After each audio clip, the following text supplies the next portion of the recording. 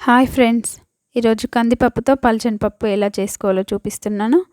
దానికి కావాల్సిన ఇంగ్రీడియంట్స్ అన్నీ ఇక్కడ చూపిస్తున్నా. కందిపప్పు, పసుపు, నూనె, వెల్లుల్లి, జీలకర్ర, మిరపకాయలు, ఉప్పు, కరివేపాకు, కొత్తిమీర, టమాటా, ఆవాలు ఇవన్నీ నేను ఇక్కడ ముందే రెడీ పెట్టేసిన కదా.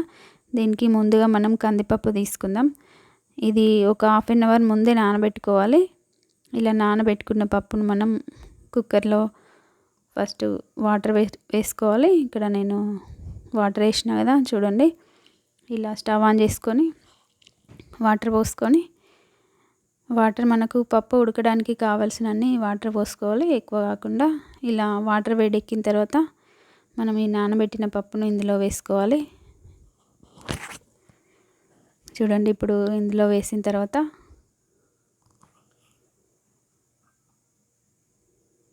ఇలా వేసుకున్నాక కాసేపటికి మనకు ఇలా నురగలాగా స్టార్ట్ అవుతుంది కదా. ఈ నురగ వచ్చేస్తుంది. ఈ నురగ వచ్చిన తర్వాత మనం తీసేసుకోవాలి. ఇలా ఈ ఈ వచ్చిన నురగను తీసేసిన తర్వాత మనం కొద్దిగా ఆయిల్, పసుపు వేసుకోవాల్సి ఉంటుంది. ఇలా తీసేస్తున్నా కదా ఇట్లా.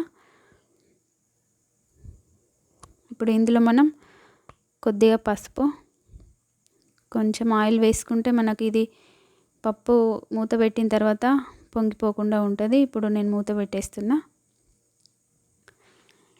ఈ పసుపు, ఆయిల్ వేసుకోవడం వల్లనే మనకు పప్పు పొంగిపోకుండా ఉంటుంది. ఇది నానబెట్టిన పప్పు కాబట్టి మనం ఒక 4 విజిల్స్ వచ్చే వరకు సరిపోతుంది. నానబెట్టకుండా అయితే మనం ఒక 6 విజిల్స్ వరకు ఉంచుకోవాలి.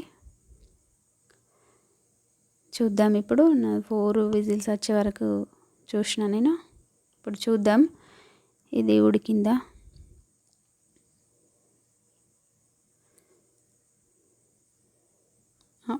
చూద్దాం ఇప్పుడు.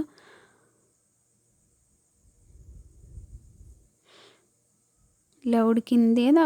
ఈ పప్పును మనం ఈ కవ్వం తీసుకొని ఇలా రుద్దుకోవాలి. రుద్దిన తర్వాత ఇలా మనకు వచ్చేసింది కదా. ఇప్పుడు మనం ఇందులో జీలకర్ర, వెల్లుల్లి మనం ఇలా రోట్లో వేసి దంచుకోవాలి. ఇలా సన్నగా నూరిన తర్వాత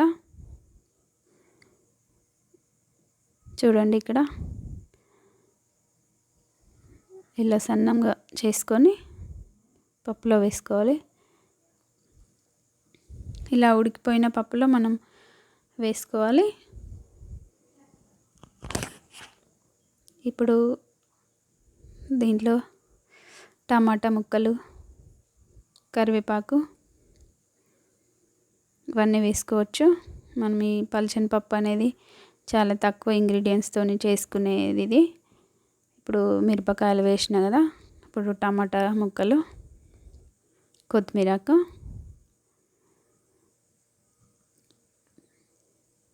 కరివేపాకు కూడా వేసేస్తా ఇప్పుడే.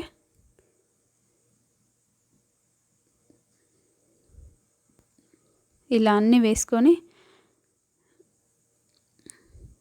బాగా మరగనివ్వాలి పప్పును. సాల్ట్ కూడా వేస్తా ఇప్పుడే. సరిపడే సాల్ట్ వేసుకోవాలి ఇప్పుడే. ఇలా అన్నీ కలుపుకొని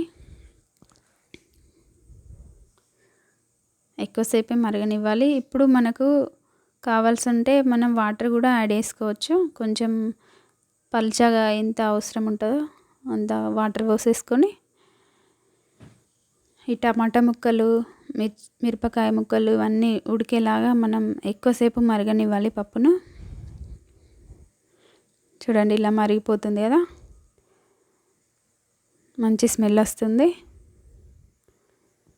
మరిగేటప్పుడు మంచి స్మెల్ వస్తుంది. ఇది మనం జీలకర్ర, వెల్లుల్లి సన్నంగా నూరి వేసినాం కదా, దాని ఫ్లేవర్తో మంచి స్మెల్ వస్తుంది మనకు.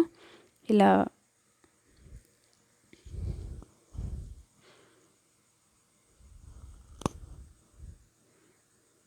బాగా మరిగిన పప్పును మనం పక్కన పెట్టేసుకొని, ఇప్పుడు మనం చిన్న గిన్నె తీసుకొని ఇందులో ఆయిల్ వేసుకొని ఇది పప్పు తాలింపు వేసుకోవాలి. ఇలా ఆయిల్ వేసుకొని ఇందులో ఆవాలు, జీలకర్ర, ఇలా వేగేలాగా చూసుకోవాలి.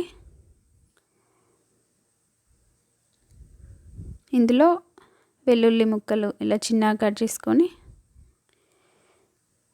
ఇవి కూడా రెడ్ కలర్ వచ్చే వరకు మంచిగా వేయించాలి. ఇందులోనే కరివేపాకు కూడా వేసేస్తున్నా నేను. ఇప్పుడు ఈ ఆయిల్ని మనం పప్పులో వేసేసుకుందాం. ఓకే ఫ్రెండ్స్, ఇప్పుడు పప్పు రెడీ అయిపోయినట్టే. ఓకే ఫ్రెండ్స్, ఈ వీడియో నచ్చినట్లయితే లైక్ చేయండి, షేర్ చేయండి. చాలా తక్కువ ఇంగ్రీడియంట్స్తోని ఇలా మనం కర్రీస్ చేసుకున్న తర్వాత ఈ పప్పు కూడా చేసుకోవచ్చు.